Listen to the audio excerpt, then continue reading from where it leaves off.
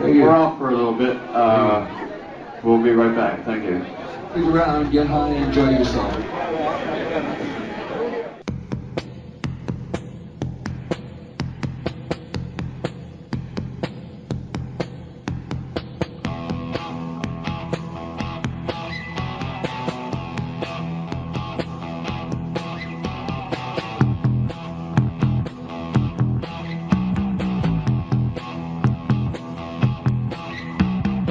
Listening to Night Thoughts, the Cars podcast.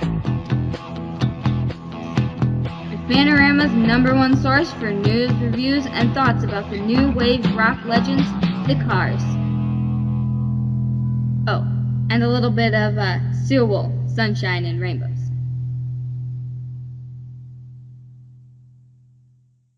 Are we rolling, Jess? Or what? Rolling. Welcome to Night Thoughts, the Cars podcast, episode 47, Cap and Swing. What the fuck? I'm Dave, and I'm full of obscure turbocharged references. And joining me is one of the few people who just got that intro, Donna Sweet Purple June. Hey! Hey. I love it. What the fuck? So anyway, this is our Camp and Swing episode. Sorry, I love that movie so much, and it takes all my willpower not to just go off on 10 minutes of that whole scene. Yeah, there you go. There you go.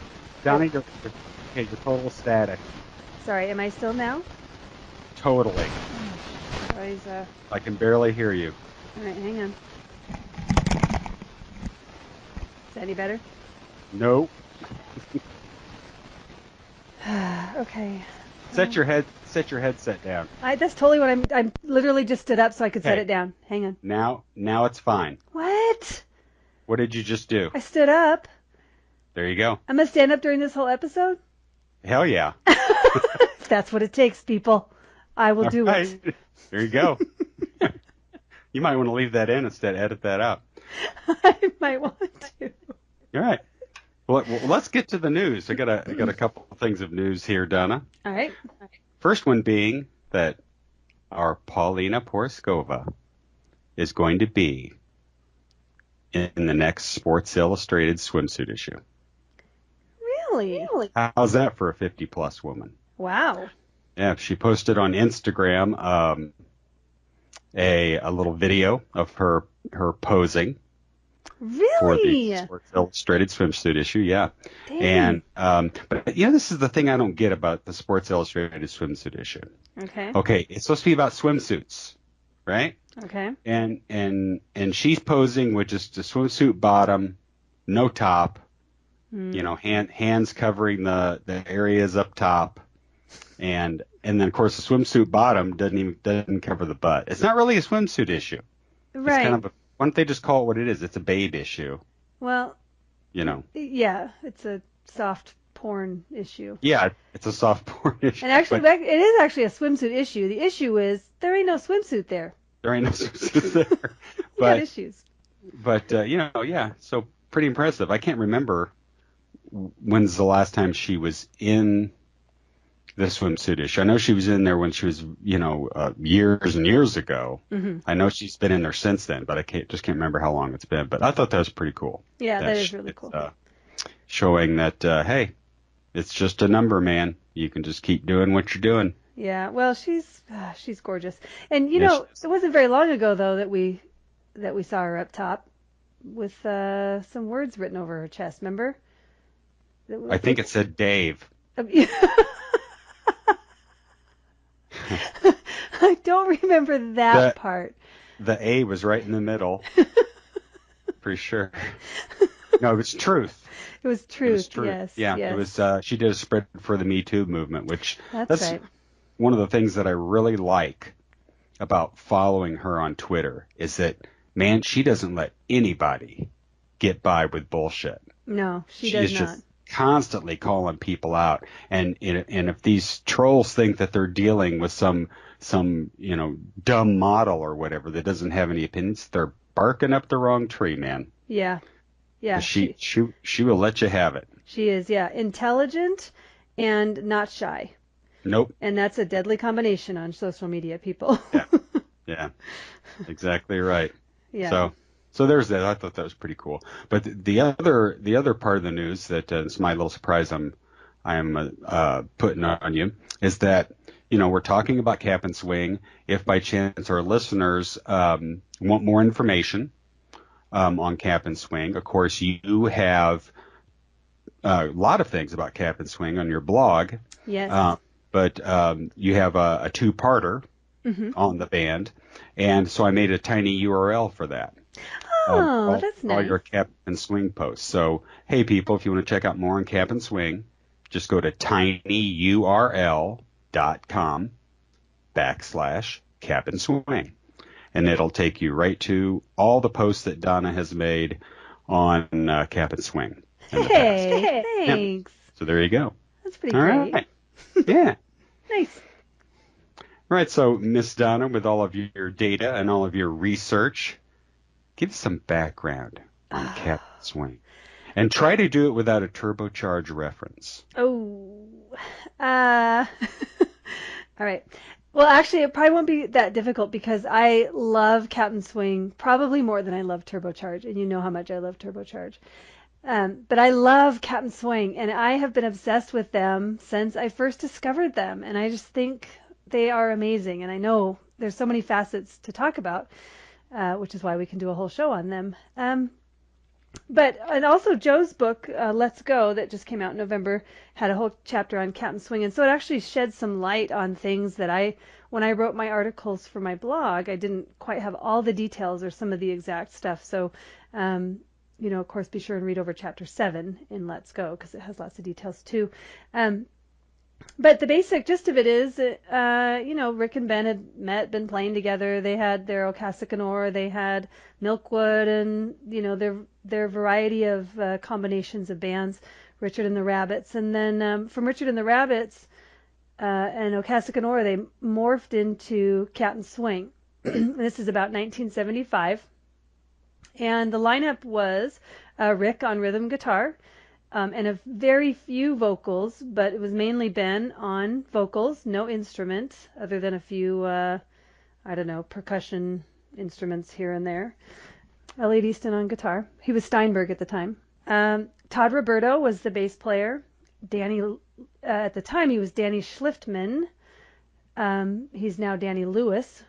He was the keyboard player, and Glenn Evans was the drummer for a time. Is that everybody? Yeah. And so they started their deal, and their Captain Swing music, and we'll talk more about this, but it was kind of rockin', kind of jazzy. It was this sort of combination genre thing they had going on. And they started playing around the Boston area, got a lot of attention, not always good attention.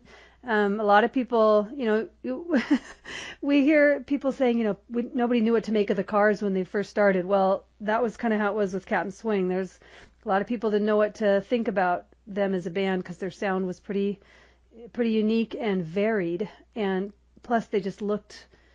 Was it David Robinson? Did he say they looked like a pack of mongrels?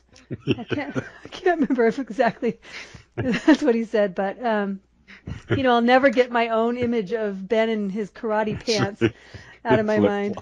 In flip-flops. How hard does that rock?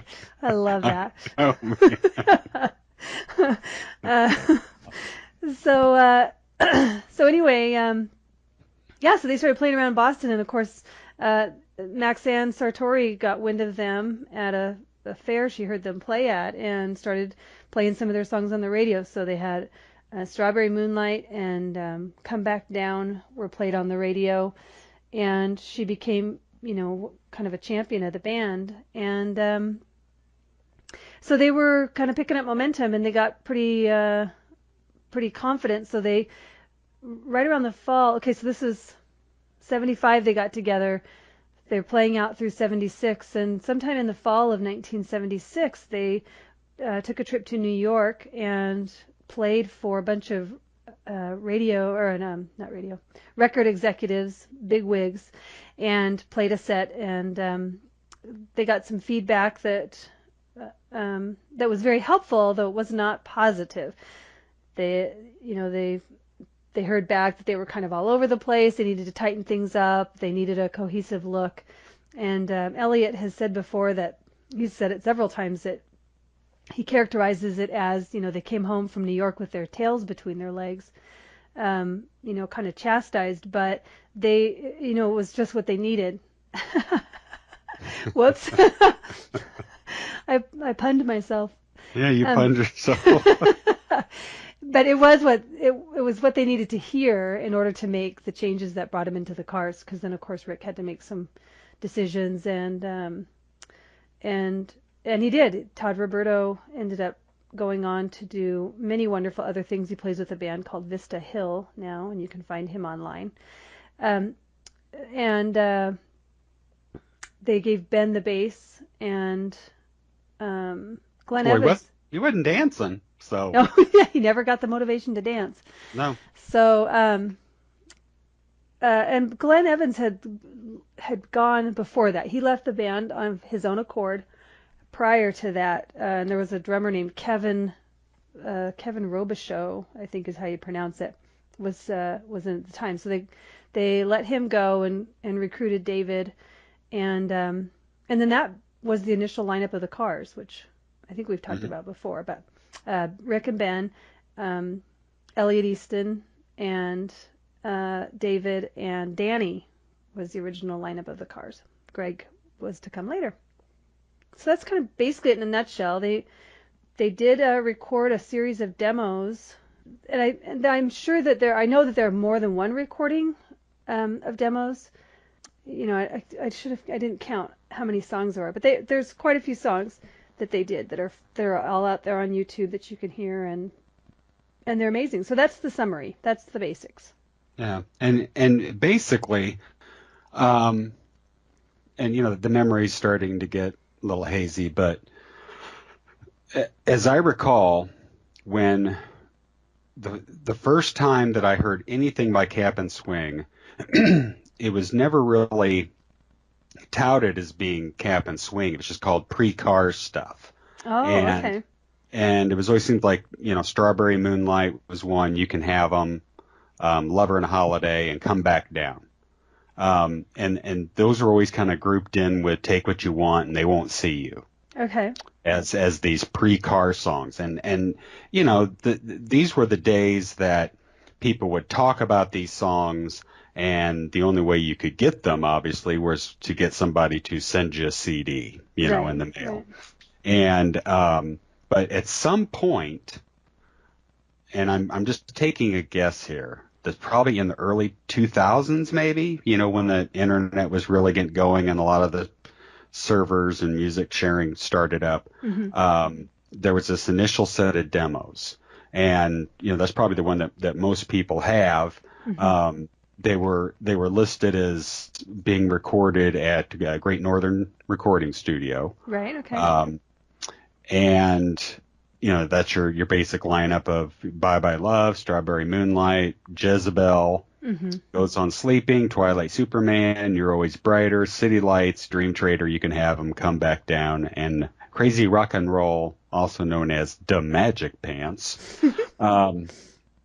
So, we had that, and, that was around a while before the second set of demos came through, and I have no idea how much time went between that, but the second set of demos, which has a lot of the same songs, but the second set had songs like Indigo, Wake Me Up, So Far Away, Never Gonna Get Over You, Dream Trader, which people kind of freaked out at because of it being a Milkwood song that they continued on with.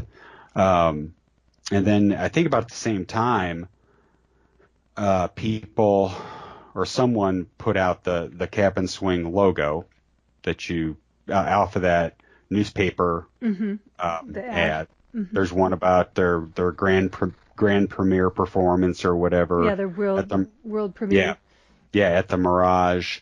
There was Another one from Lil Earls, one of the hottest bands from Boston, and it's just listed as Cap Swing. Okay. And then there was like a flyer that went around, like a black and white flyer that somebody just made up with Cap and Swing, that kind of went around. So, we had these 2 sets of demos, and then since then there's been other songs. I think 2 or 3 songs that I think have come up that I just basically added into the same listing. Okay. In my iTunes. So I'm not sure when those came around, but you have Start It All Again and Will You Still Love Me Tonight. Right. Okay. So those I have no idea when those were done, but I just kind of added them into the original, what we called the Jezebel album. Okay. Yeah. And so that was one that I made a full CD cover for the Fanorama at the time. So, because people were into making the CD covers, man. Heck yeah. And, you send that out via email and people can download it and print it up. And of course, and then you'd have people like, mine's not printing up right. What am I doing wrong? And I'd have to go back and say, well, you got to do this and this and this setting, and it'll print up right in the same size as a CD. And, those were the days. Right. Yeah. So, but the thing it is that these recordings have been making the rounds for at least 20 years at this point. Whether it be people swapping recordings through the mail, which is how I got mine. I've got my 2 CDs that I've had for years in front of me right now, and both of them were sent to me by someone. Okay. Hey, I've got these. Hey, can you make me a CD? Yeah. Some people would have you send them a blank CD. Some people would have you send them $1 to pay for the CD. And I love but it. But then once they got put on the internet, people have been downloading them for years and years and years. So they've just been out there. Yeah. I remember when I first came across them, Come Back Down was the first song that I had heard by Captain Swing, and it just blew me away. It just blew me away. It was so good. And Ben's vocals, and I still believe this. I mean, as I started getting into more and more Captain Swing, I kept thinking that Ben's vocals were so much looser and creative than anything he did on the recorded albums with the Cars, Yeah. The other thing I think I really, you talk about the difference in style. I mean, you can hear some little inklings of Cars stuff, but essentially it's a whole different style. Right. A lot of jam band kind of stuff, some of the songs just go on a little too long. You're thinking, but yes, for sure, I definitely think that.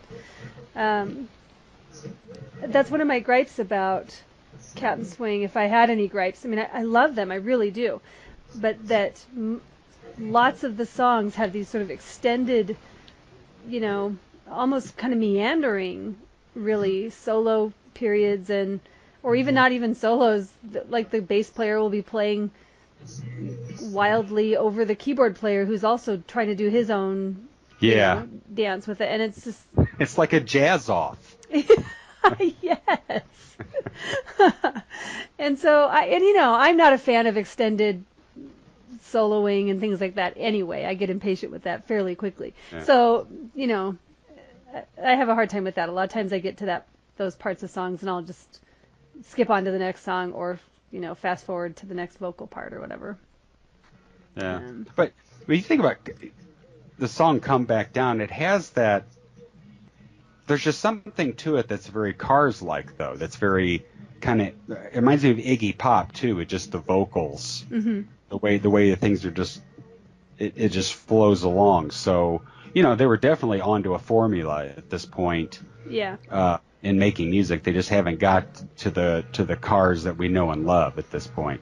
I love Elliot's guitar in Come Back Down. He's got these it's perfect Elliot to me. That maybe that's part of it, is that that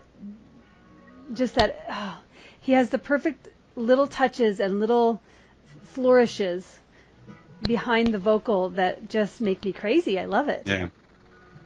Right, and you know that brings up an interesting point, because I'm not so sure that originally when these recordings surfaced that people even realized it was not just a different band, but that it wasn't all of the original Cars in there. You know, I mean, or at least that was in my mind, was, oh, this is the Cars before they were the Cars. And so, you know, as I would listen to this stuff, I'm still picturing David Robinson behind the drums and Greg on the keys and Ben playing bass. Right. And, you know, until you learn the history and you realize what was going on, you know. Right. That's just what just what we kind of figured. That's so good. The thing that's interesting, though, is that, and I can never go back, so I can never say to myself, well, yeah, I figured it out. But the difference between Danny and Greg is huge. Oh, yeah. And not in talent. Danny is a hugely talented multi-instrumentalist. I mean, since childhood, he's this prodigy musician. But Greg had such a variety of sound, where Danny generally tends to use one piano sound. Yeah. You know what I mean? But Greg had all the, you know, the video game noises and the change-ups in the synthesizer sound that was just excellent. Added a whole new dimension to the music. Yeah. He has just a lot of basic piano sound, nothing that's changed up, and right. And that may be a sign of the times too. You know, when, you know, by the time Greg came along, I think they had more going on as far as technology with the synthesizer and those kinds of things. And that Greg, made a big difference. And Greg maybe just being more willing to experiment. Yeah. With different sounds. You know, again, Danny being such an amazing musician, maybe he tended toward that jazzy piano, where Greg was all over the place, trying anything and everything. It's a big jazz off tonight. See if you can play over me. Yeah. Ben, move out of the way. Your karate pants are coming down. You're distracting me. Get out of the way. Yeah. You know how no, it wasn't that his pants were always coming down. It was that he always had his fly open. Was that the problem? Yeah, I think so. That was the problem. See, maybe he should have stuck with the karate pants. They just tie at the top. Maybe he should have. Yeah. Well, got all sorts of stuff to explore there. May have done that. Yeah. So in this first package of demos from the Great Northern Studios, you've got Strawberry Moonlight, but is this not the one that Ben starts out singing Strawberry Moonshine? Maybe. Let's find out. Okay. Okay.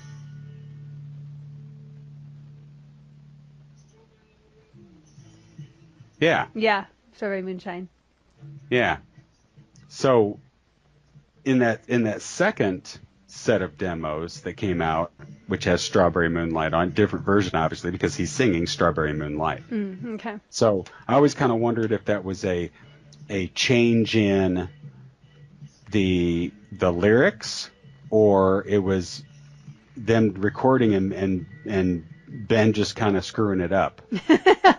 that may be more more true to the case. Yeah. That he just got himself off track a little bit.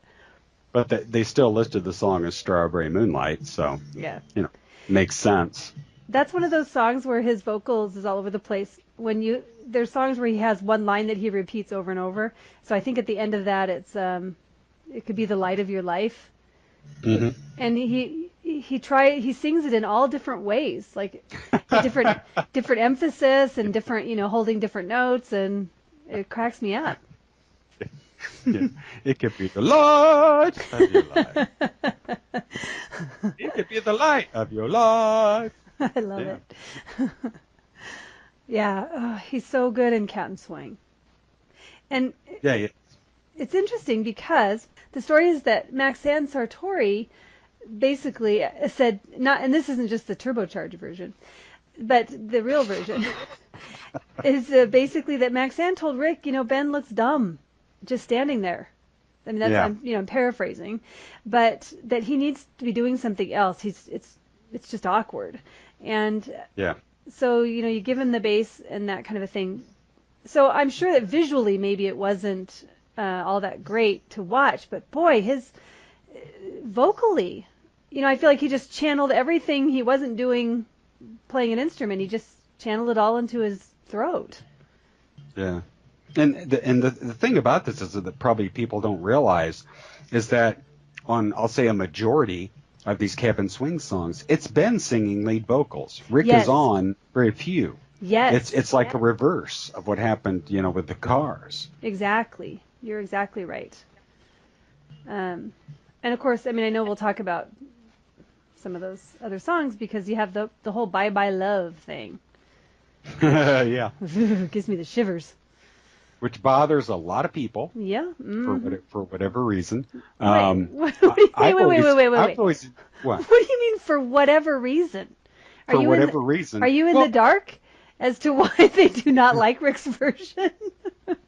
I look at it as just something alternative. It's what I've always enjoyed about these Cap'n Swing version of Bye Bye Love is the emphasis on love instead of bye, and just that whole change up of that, how it, and plus it's interesting historically to see how this song evolved. For sure.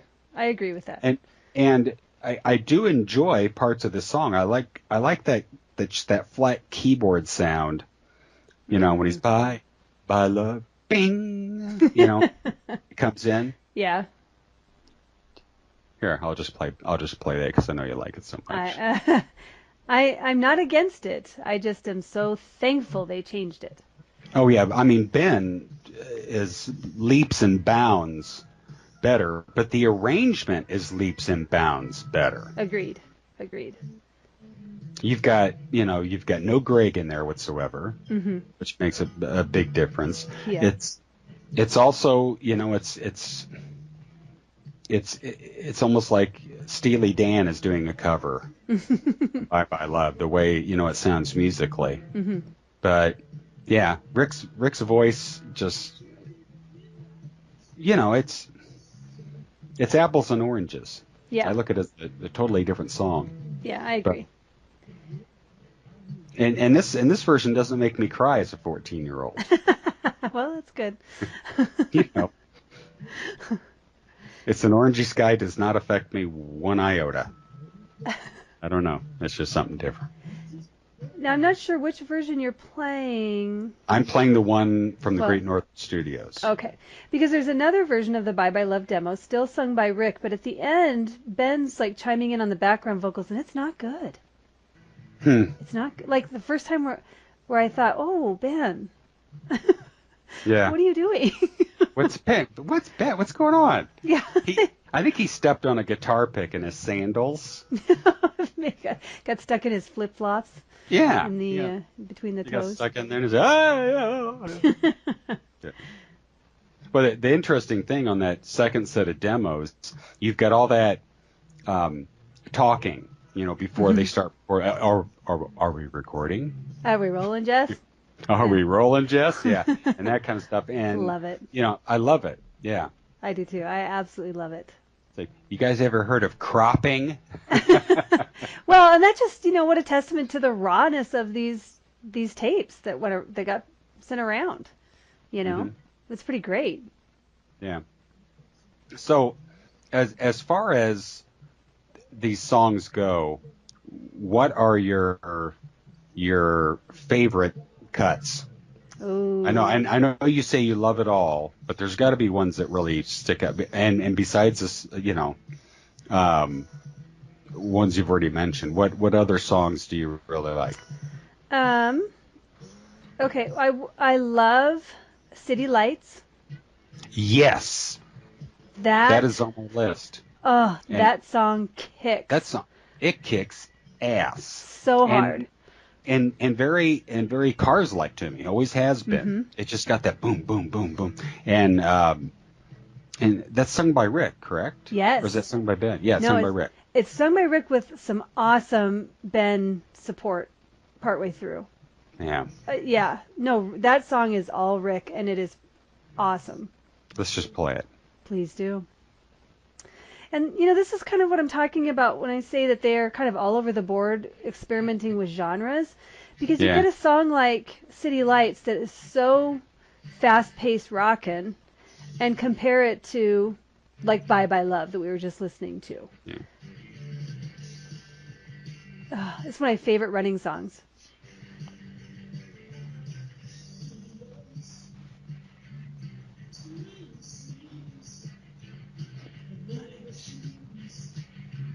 I cannot help but just rock out. Yeah, I'm just rocking out a little bit here. And see, this kind of stuff. This song reminds me, like, you know, something Iggy Pop would do. I keep bringing up Iggy Pop, but it just reminds me of something he would do. Yeah. This and I mean, this sound is that early '80s sound, you know. Yeah. Kinda. Precursor to that, huh? Yes. But and you hear that Danny keyboard in the background. It's just your basic. It's not your basic piano sound, but it's your basic kind of electric piano sound. Yeah, yeah.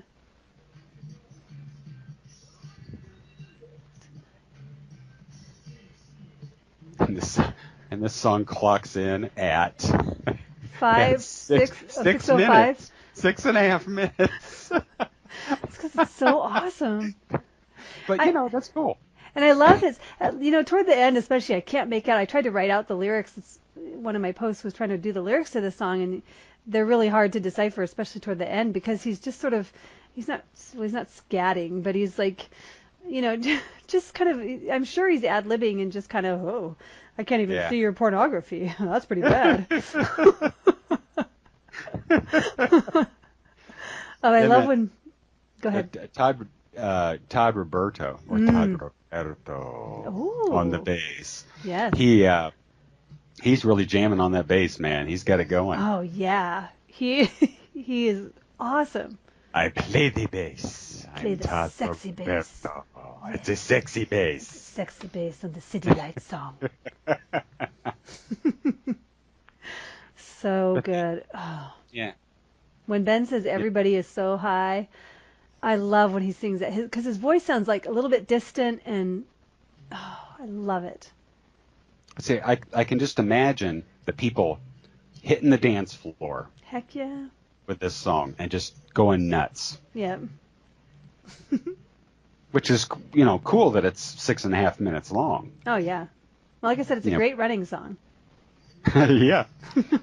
As in running from the law, or? No, just running for fun and exercise. Oh, gotcha. Yeah, and this is one of those songs that it makes you wonder, why didn't it transfer over into the Cars somewhere? Mm-hmm. Yeah. I mean, a lot of these songs you go, okay, I understand. You know, you're not going to have Jezebel on a Cars album. Right. But this one, yes. Yeah. Definitely. I agree. And there were several songs that they took from Captain Swing and recorded as the Cars. Of course, Bye Bye Love made it to vinyl, but most of them didn't.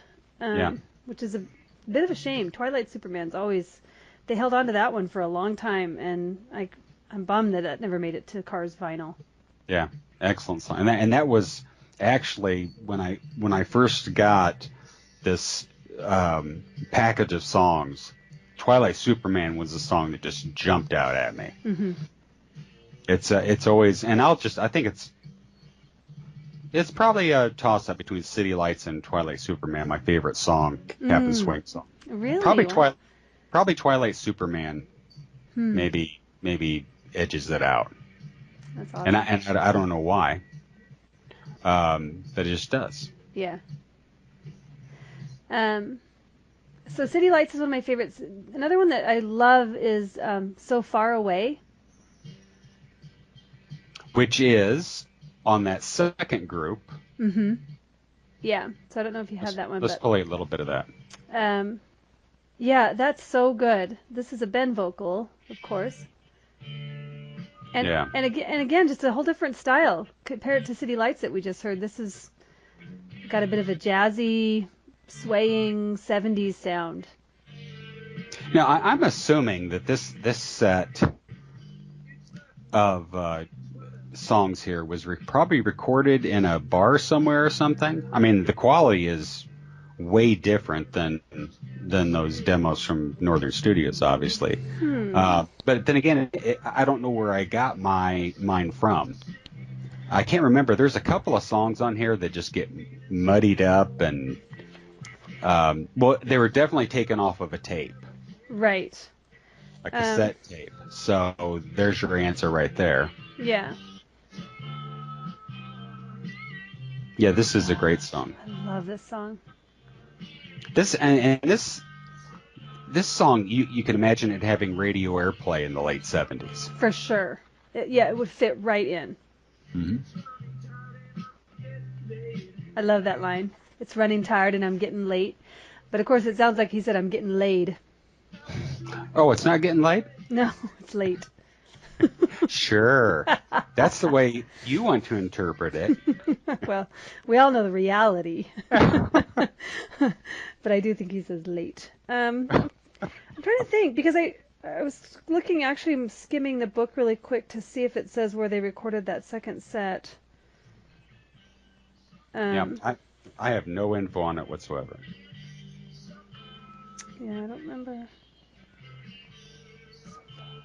Oh, I love this song so much. It's so good. You know, on this same set with the Dream Trader that they done live, I cannot figure that out because I don't even like that song on Milkwood. It's my least favorite song on that album. I'm so glad you said that. And then to speed it up, it's even worse. It's so bad. Yeah. It's really, yeah. Not a great song. It's like, not. why are you guys holding on to that? There's so many other great songs from Milkwood that they could have continued on with Cap and Swing. Well, and I wonder, like, to me that song is it's such a flagrant attempt at some deep tragedy song of, I don't know. I just do not like that song. Yeah. It's just, no. Hey, there was a man from Maryland. And does he just mispronouncing Maryland? Or is it like Maryland, like Merry? I always assumed it was Maryland. But he had to stretch it out because it's sung the same way with Milkwood. It's so bad. The guy couldn't see. He obviously couldn't pronounce Maryland. Apparently. Well, he was... Yeah. All right. I don't know what to do about that. No clue. All right. Remember when we were listening to Bye Bye Love, and of course, you played the Rick version, and we know that Ben's vocals got onto the record. One of the other songs on here, Captain Swing, Lover and a Holiday, there's a version sung by Rick and a version sung by Ben. Yeah, and I have the version that is sung by Rick. All right, you're going to play it? Which is this one. Now, is musically, I've never heard the version that's sung by Ben. Are they the same? Yes, they're pretty much the same musically. Ben just adds his awesome Ben flair. I prefer, of course, it's probably not a surprise, but I do prefer the Ben version. It's just a little sultrier. Yeah. Well, let's face it. When you're singing about lovers, you gotta, you think more of Ben. Well, yeah. Yes, I do. Indeed. Yeah, but this is the only version I've ever known. Okay, well, so I'm pretty sure the version that's on YouTube is the Ben version. So we might be able to find it there. The thing about Rick's vocals, which we've talked about, they're obviously distinct. Ben and Rick have their own style, and there are times when they sound a lot alike. But in these songs, Rick sounds a lot more kind of relaxed and a little bit goofy. He doesn't sound quite so, Are you insinuating that Rick was high? Hey, I'm not saying a thing about that. I'll leave you all to come I'm thinking there was a lot of doobage going on during the Cap and Swing days. I'm sure there was. But I'm not saying that as a fact. What do I know? I wasn't there. But he just he just gets a different style. You know, you hear him in Ocasek and Orr, and he's got the Simon and Garfunkel type thing going on, and you hear him in the Cars, and he's got that cold, edgy persona that he's singing with, but then here he's a little jazzier and a little more floaty somehow. I don't know. He's floaty. Well, hey, Stretch, stop floating all over the shop and get the hell out of here. But you know exactly what I mean when I say that. Yeah. So tell me what some of your favorite ones are. Well, Twilight Superman, City Lights, Lover and a Holiday. I really like. Never Gonna Get Over You. Yes. Now that's another Ocasek and Orr keeper. Really? Mm-hmm. Let's see what version I have. Get some talking at the beginning of this one. Such a happy little song, Donna. It is. I love it. Never Gonna Get Over You. But I'm gonna do it snapping my fingers. You know, it doesn't. The song title just doesn't go with the music, but I still love it. Oh, it's so good. That's Ben. Yes. So there is an Ocasek version of this. No, I don't think there's an Ocasek version of that. Oh, okay. But there is an Ocasek and Orr version of it. Yeah. This is such a summer song. Yeah. Just driving down the highway. You hear their harmony there. Yeah. Can you imagine, like, going up to somebody's house, they've broken up with you, and you're out in front just singing to them, hey, just want to let you know, I'm never going to get over you. It's kind of swaying back and forth. I'm going to be stalking. Following you home.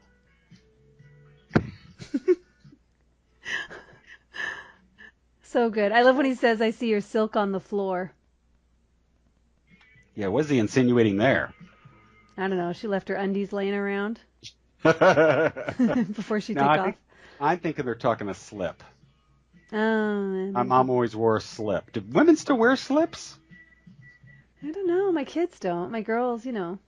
I mean, you know what a slip is. Oh, yeah. Oh, yeah, I wore slips. It's like when my mom, I'm not trying to be, gross or weird or whatever. My mom was a nurse. When my mom would come home from the, hard day at the doctor's office, whatever, the uniform would come off and she'd walk around a little bit in just the slip. Right. The slip was like a dress in itself. Right. Yeah. It was like covered enough. Yeah. Yeah. Yeah. Yeah. And I don't know why. It's like extra underwear to me. I don't. Well, it's like when you're wearing a skirt or a dress, it's like a solid covering. So this is what I always understood. So that if your skirt is kind of see-through-ish or in certain light, then you don't see the shape of the legs all the way up. Ooh, yeah, that'd be bad. It's like a modesty. Yeah, I'm just thinking in terms of my mom, that would be bad. Yeah. Talk about creepy. So there you go, folks. Not only are we the number one longest running podcast about the cars, we have fashion history. The history of the flip. Yeah. How did we even get on that? I don't know. Oh, silk on the floor. Because for silk on the floor, That's right. She was either shucking corn or she left her underclothes. Shucking corn. And he's not going to get over that. He's not. Well, would because, you? Because corn on the cob on a Sunday? How can you get over that? Dang. I don't know, man. Mm-hmm. I just don't know. Yeah. So those are basically my biggies: Twilight Superman, City Lights, Never Gonna Get Over You, Lover and a Holiday, Strawberry Moonlight. And if you think about it, Strawberry Moonlight and Lover and a Holiday were those two that came out early on, besides Come Back Down, that were kind of lumped in there with Take What You Want and so forth. that we heard. I also really dig Goes On Sleeping. Of course. Yes, I can't help it. I love Goes On Sleeping. Let's just play a little bit of that, shall we? Please do. Please do. That's a really good one. I love the guitar on this. Yes. I don't know what that is. But great vocals. Mm-hmm. Nice bass.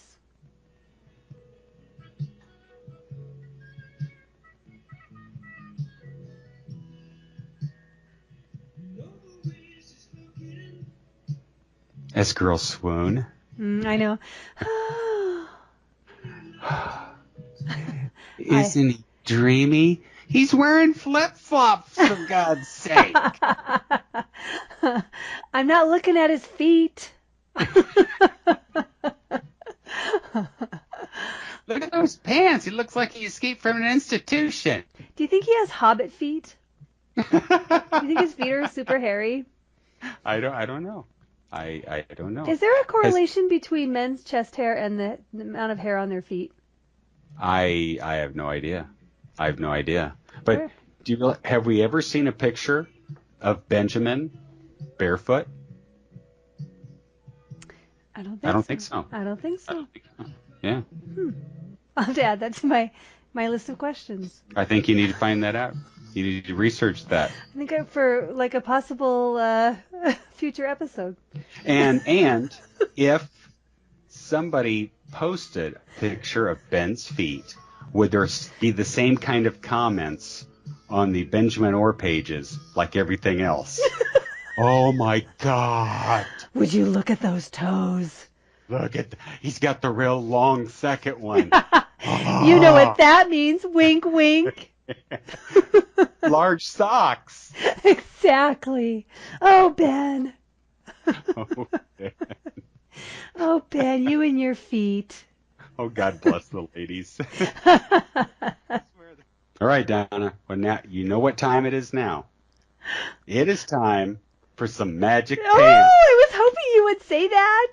My least favorite song of all. No, your least. Not just of Cap and Swing, but I think of all. No. How Song could is that so be? bizarre. It's so awesome. I love it. I love it. This is the white man's Fat Albert theme song. I am so serious. This is I don't get this song. Just don't get it. Cap and Swing and Magic Pants. The first rule it breaks is putting your own band name in a song. Remember Wang Chung? Everybody Wang Chung tonight? No, nobody liked that. Everybody have fun. Everybody Wang Chung tonight. It's pretentious. And the other thing is it's Cap and Swing and Magic Pants. So is Magic Pants like his little imaginary sidekick for this rock and roll superhero universe they got going on here? I mean, I just don't get it. Okay, you know how we wanted Jenny Durgan to contribute tonight, but she wasn't able to join us? Yes. Right? This is her contribution. You ready? Wait. Jenny wrote Magic Pants? No. I give her credit Jenny. for it because it's awesome. She suggested, she said, of course you have to discuss tonight that Captain Swing is Rick and Ben is Magic Pants. Ah. You see? Now, you can go into layers with that. Wow. Wow. That just blew my mind. There you have it. It's an autobiographical song. They're just trying So Ben is Magic Pants. Mhm. His little. his little red pants. Yeah. Hmm. Wow. Okay. They're just trying to get a gig or two so they I can like get some the heat. song a little more. Hey, Just a smidge. with that explanation. Well, see, and so, Dave, what you have to do is you have to picture it like a cartoon. Again, sort of like along the hey, Fat Albert lines. You got the cartoons, you got the white dudes walking with the bell bottoms, their legs are extra long as they're striding down the street, you know? How cartoons used to do that? Yeah, okay. It's Cartoon Rick and Cartoon Ben. Yeah. And they're walking down the street. They're just trying to get a gig or two so they can get some heat. And all really, right. Dave, really, listen is the word. You see what I'm saying? Listen. That's what he says. Listen is the word. Listen is the word. Yeah. I wonder if we could get our buddy Chris Morris to do a sketch of Cap and Swing and Magic Pants. Oh, please, Chris Morris. It would make me so happy. Everyone thought, the bird is the word. Everyone thought, it's word up or, grease is the word. No. Yeah. Listen is the word. Yeah, they're just trying to get a gig or two. Yeah, I totally get this now, Donna. Wow. Everybody feels their presence. Everybody knows. Yeah. Hear that? It'll make you want to flow, Dave. It's crazy rock and roll. That crazy rock and roll. It'll make you want to flow. It makes me want to flow. See? Wow, Donna, I thank you and Jenny D for clearing this song up for me, because seriously, the suckometer just went down for me on this song. When I see it that way, because I'm envisioning this cartoon, Rick and Ben, and they're searching for a gig, and everything's flowing, and it's crazy rock and roll. Yeah. Wow. I love it. Yeah. I've always really dug that song. My son Sam loves it too. He thinks it's so funny. He just thinks it's awesome. Well, we need to mark this down, the date and the time and everything, because that's history.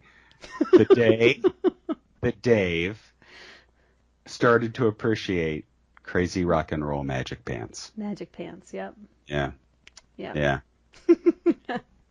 So what do you think is the official name of the song? Is it Crazy Rock and Roll, which is all I've ever known it as? And as a matter of fact, when you said, Dave, haven't you ever heard Magic Pants? I'm like, what the fuck, Magic Pants? And then I realized it was just Crazy Rock and Roll. I think to me the official title is Magic Pants, but that's what I saw it as first, or that's the first title I saw, and it was Magic Pants. Yeah.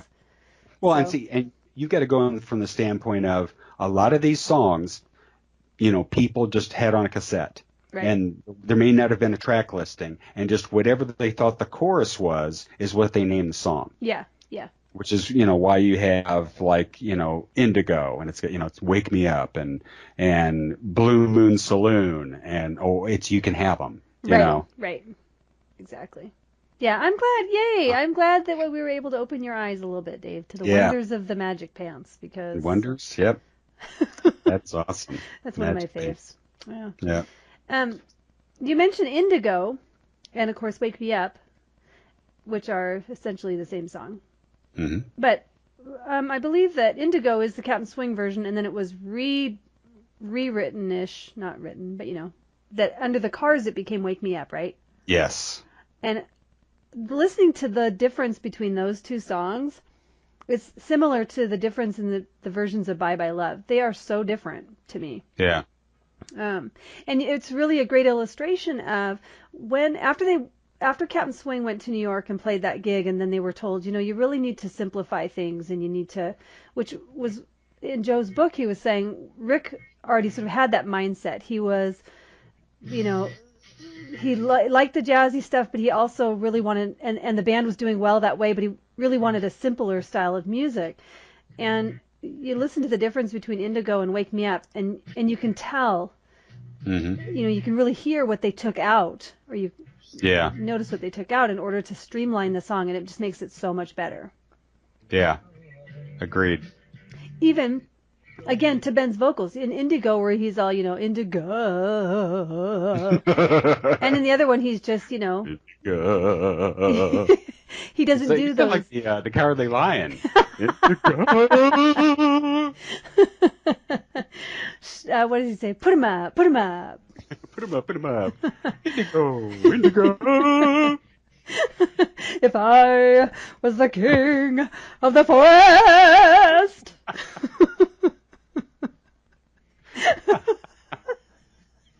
All right. Anyway. Yeah. There's a difference in Ben's vocals. Let me play the one off the Cars here. Oh, you know it's my favorite. Oh man. Yeah, it's That's how I named it. That's how I got my name. much cleaner. Mm-hmm. Yeah, much cleaner, much more straightforward. Each musician is controlled. Mm-hmm. And just adds. Nobody's having a jazz off. Exactly. They're not even thinking jazz off. Mm-mm. They're nice and tight. And Ben's vocals so much more rich and full. Mm-hmm. So he seems like he's a lot more in control. Yeah. He's not all magic pants and all over the place on this one. Here comes my line. I cannot believe you just did that. I got a cold. You stinker. Wait, the Mr. Steel Wool is coming up here.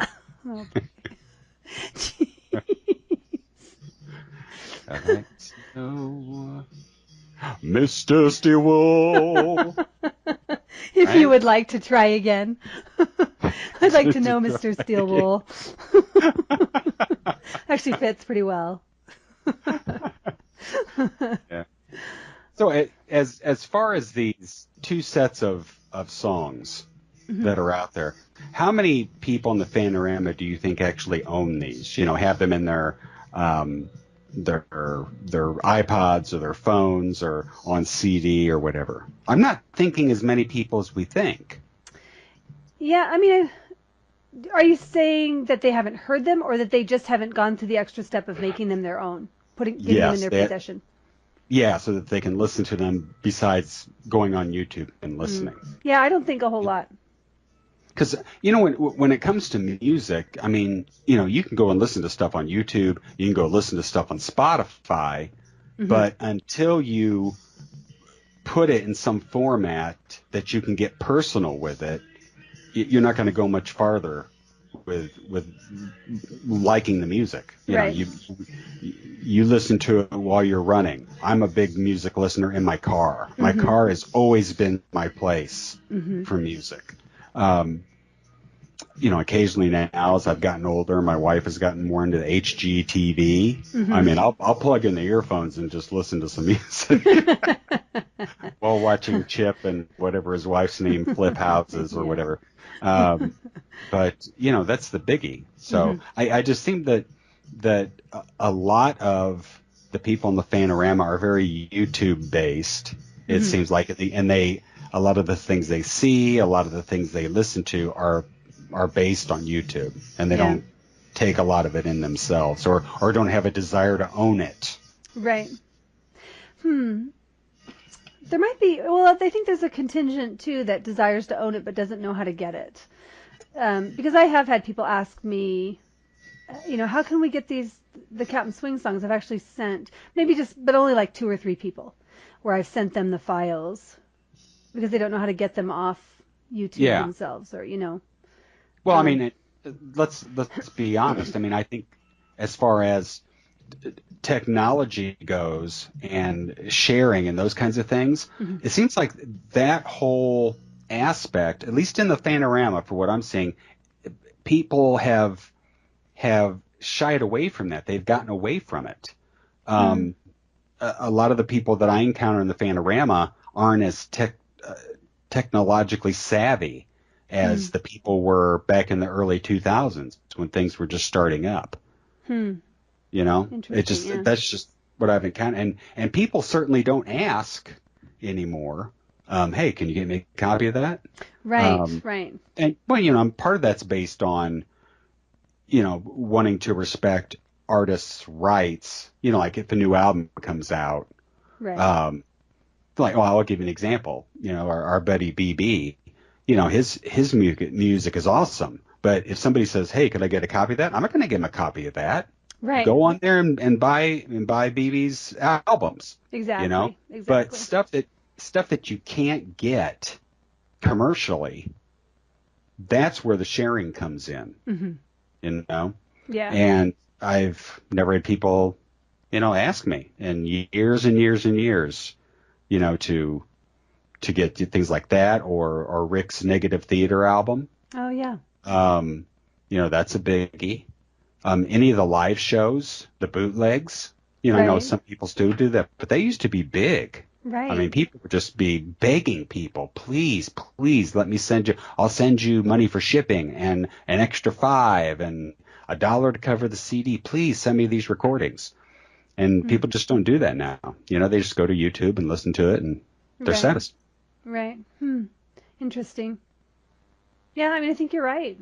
And I certainly don't think that it's a lack of people willing to share. I just think you're right. I just think people just don't ask. Yeah. They don't ask much.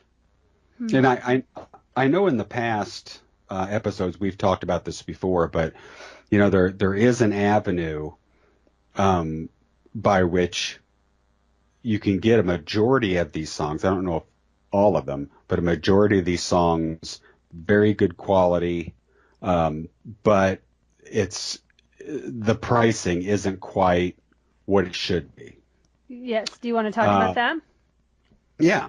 I don't necessarily want to give that person a plug, though, just based on the fact that I think it's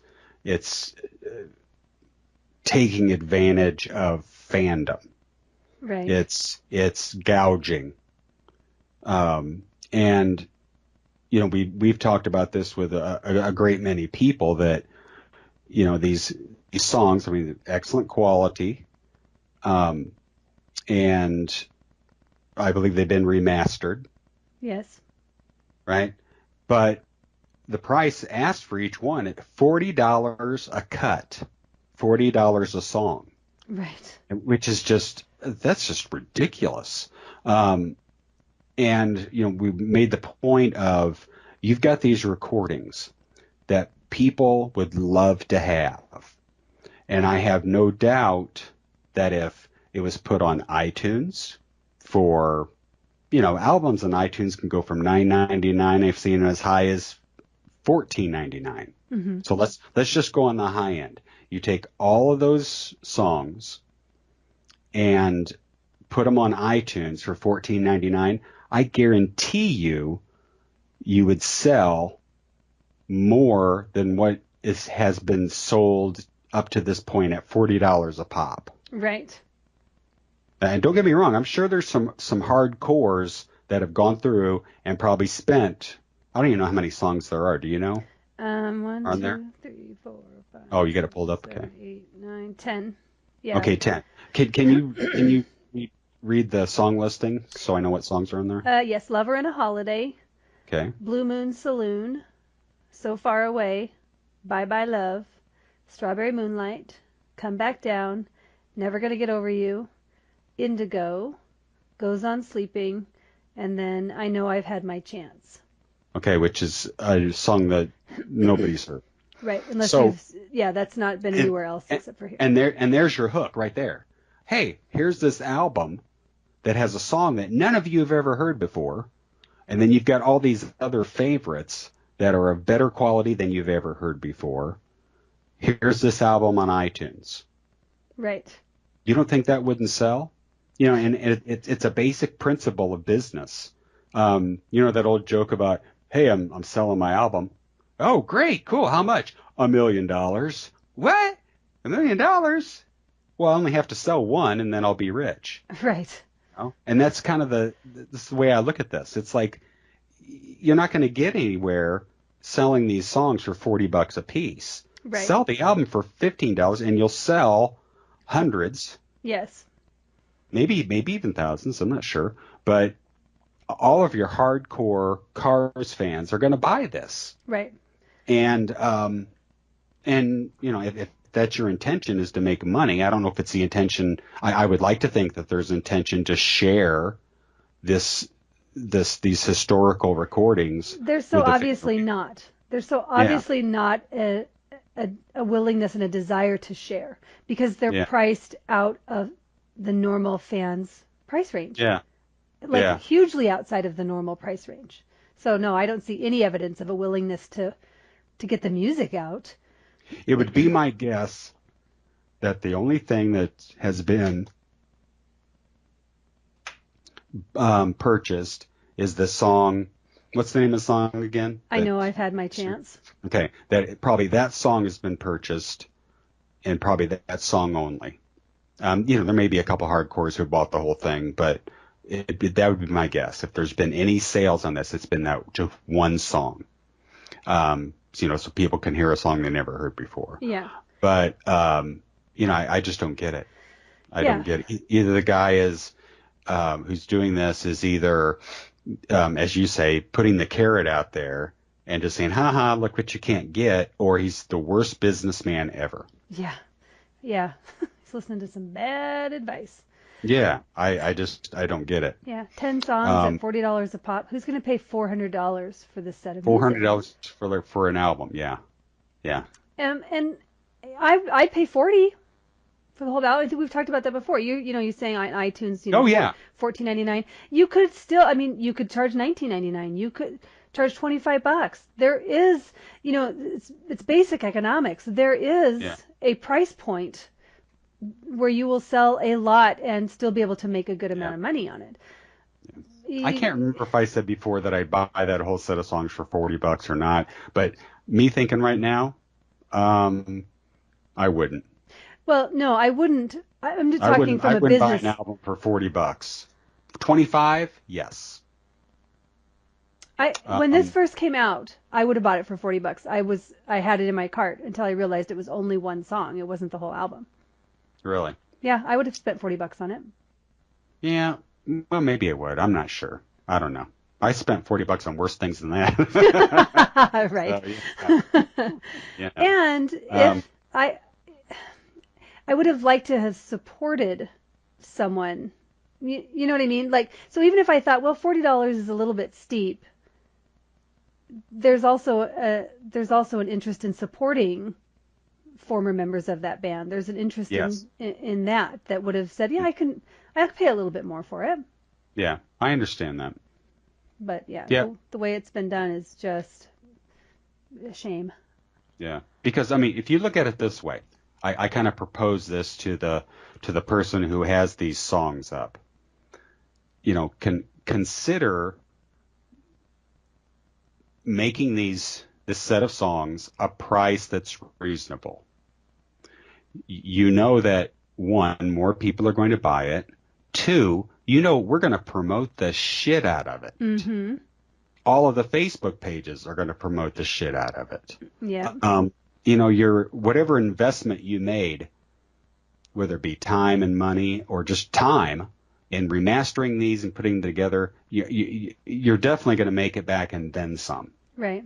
And given the fact that a majority of these songs have been on vocals, would you happen to know if the songs like that we're aware of, are these different versions? Do you know? Well, this is what it says in the sales pitch part. It says, unreleased, remastered, 2018, from my personal collection of recordings, Captain Swing remastered in 2018. This is considered the definitive session. All songs recorded August 28th, 1975 at Great Northern. These are not the recordings or sound quality you will find on YouTube, it says. Okay, so I wonder if it's a separate session at Northern Studios or if it's those same Northern Studios songs that are just remastered. I think it's different because... A whole separate session, okay. Yeah, because let me look up, the date of that session at Great Northern was, I want to say July 13. All right, July 13th, 1976. Is when they recorded a set of demos. So this has a different recording date.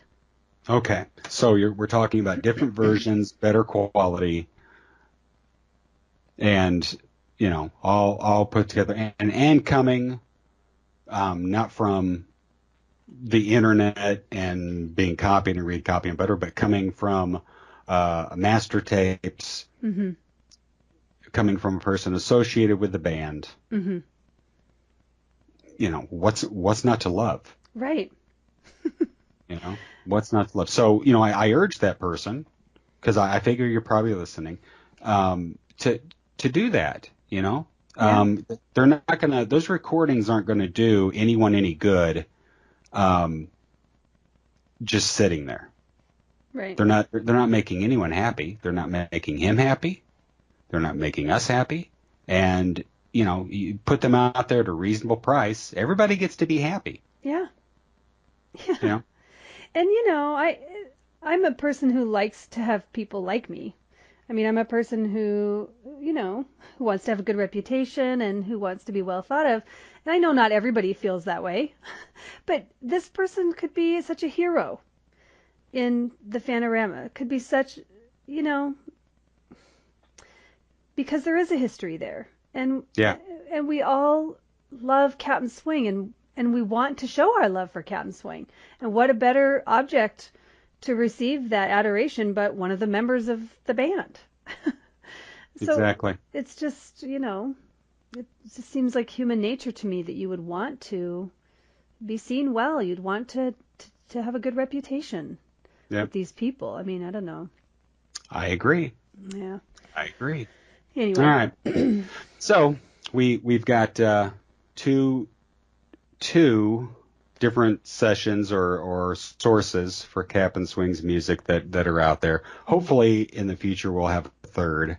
That's that's up to that person. Mm-hmm. But in kind of ending our talks on Captain Swing, just want to remind people once again that if you want to find out more about the band from Donna's fantastic research, go to tinyurl.com/Captain Swing. And everything that she has ever written, whether it be lyrics to a song or background on the band, you'll find there. Thanks. Correct, Donna? Yeah. As best I can. And in fact, I started a draft for because the series of articles is called In the Swing of Things.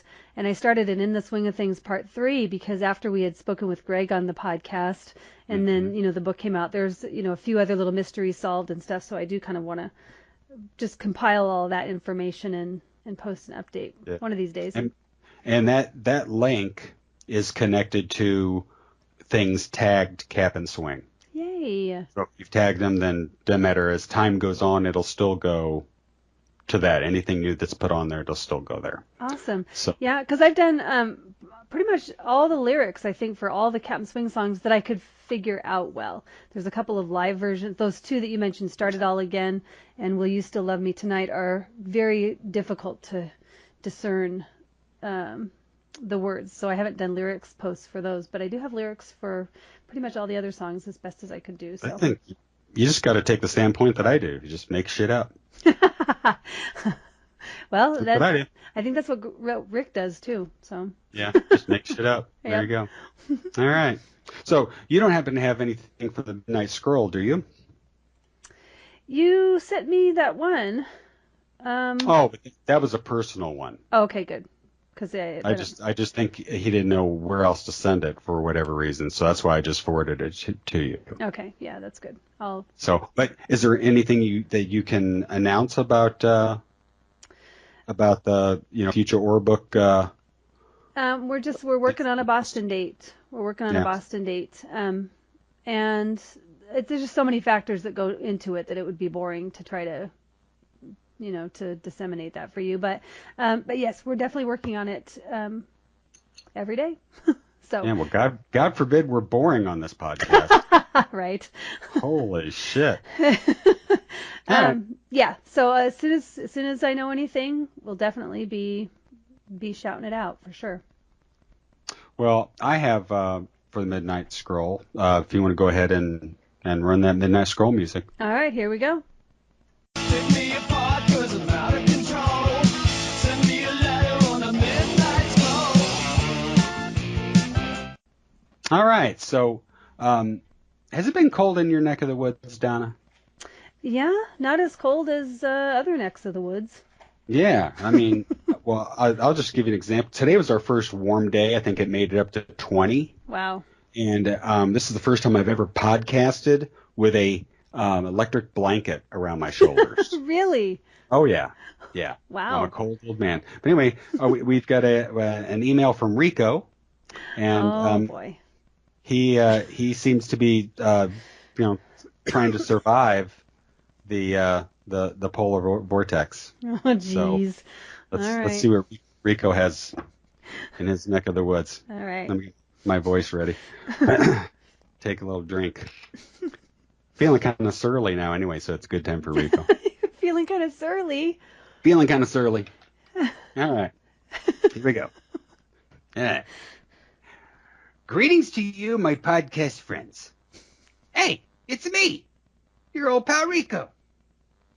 So here on the East Coast, we's getting through what the local weather guy calls a polar vortex, which in your meteorological terms means we're freezing our asses off over here.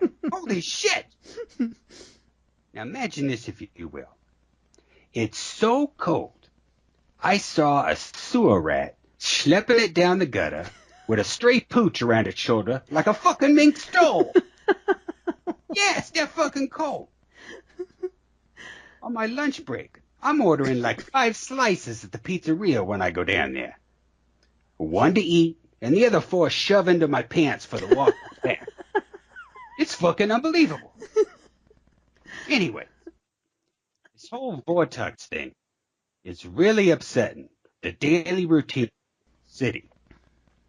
Like those poor schmoes who clean windshields at stoplights. Well, first of all, it's so fucking icy, they're sliding all over the place like Greg Hawk's wearing the blades. Then nobody can roll their fucking windows down to say, get the fuck out of here. So there's that, you know. So these schmoes are spraying the water on the windshield. And bada boom, bada bing, it freezes up quicker than a 16-year-old with his first hooker. So now, they have to go into this de-icification mode. Now, most of these morons just try to scrape it off with the tongue depressinators they jacked from the free clinic down on Forest Avenue. So then the depressinator gets frozen on there too. Because, hey, it's been on a fucking tongue, you moron. And they have to use another one of them to get the first one unstuck. So it's one major vicious frozen cycle, my friends. Using used tongue depressors. Apparently. So by the time the light turns green, the window cleaners are down 4 or 5 tongue boards, and people are driving off with frozen fucking sticks stuck to the windshields. So yeah, we got morons all over the island driving with their vision obscured by plethoras of frozen ice cream sticks. Try explaining that to the officer who pulls you over. Let me tell you this, my friends. You're sure to be spending some time in the tank when your car looks like you just committed a hit and run on a good humor man. What are you going to do, you know? You're frozen, stand around my fucking friend Rico. All right. So obviously Rico's kind of cold. I guess so. I guess so. Wow. See, unique problems in that area. Things are tough all over. That's all I can say. Yeah. All right. Used tongue depressors. Yeah, well, people jack what they got to jack, I guess. So. Wow. All right. Well, thanks for writing in, Rico. Yeah. So maybe we get some real emails. We don't have to make shit up. Yes. We have to, keep doing Rico emails for BB. Because BB's like the only Rico family guy.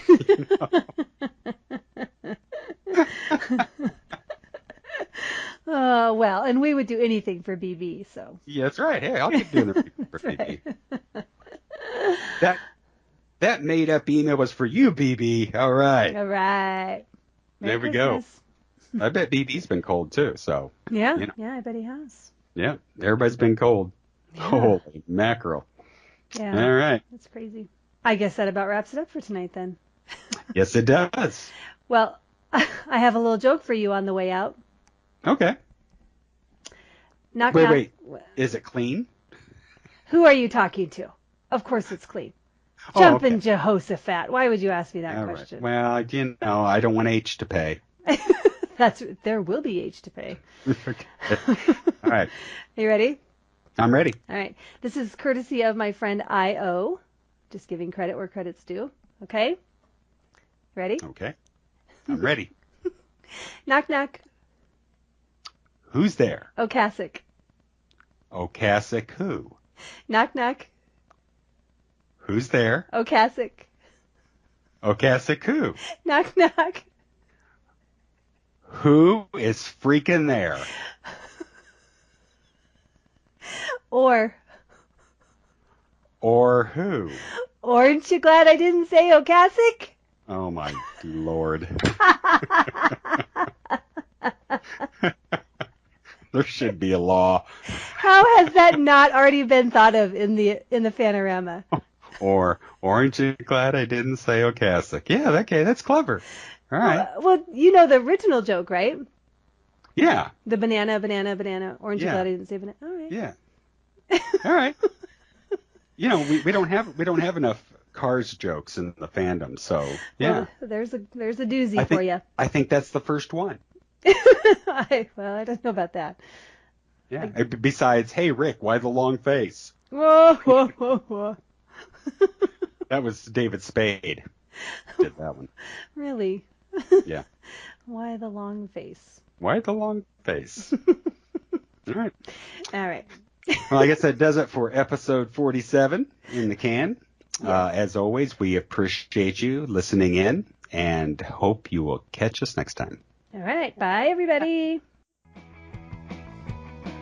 Thank you for listening to Night Thoughts, the Cars podcast. Wherever you found us, iTunes, SoundCloud, or YouTube, make sure to subscribe and leave a review.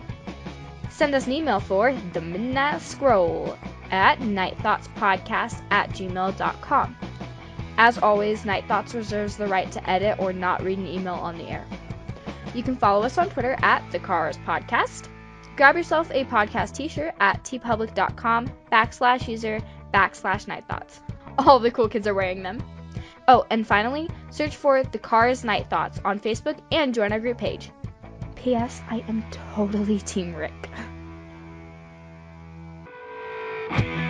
Hey, greetings to you, my podcast friends. Hey, it's me, your old pal Rico. Night Thoughts, the Cars podcast, is not directly affiliated with the Cars or Rhino Records. So we don't end up swimming with the fishes. Here's how the whole thing goes down. Under Section 107 of the fucking Copyright Act of 1976, we got some fair use rights here. Like busting people's balls over things we don't like. Telling you how shit went down. Teaching you schmo something new. And digging up dirt about the most fantastical band in the world, the Cars. You know how fair use is permitted by copyright statute that might ought infringe on other fucking rights? Yeah, it's like that. The fact we don't make no money, we record this podcast for personal use, and teach you stuff so you're not a fucking moron, tips the balance of our podcast shenanigans in favor of fair use. So there you have it. Capiche?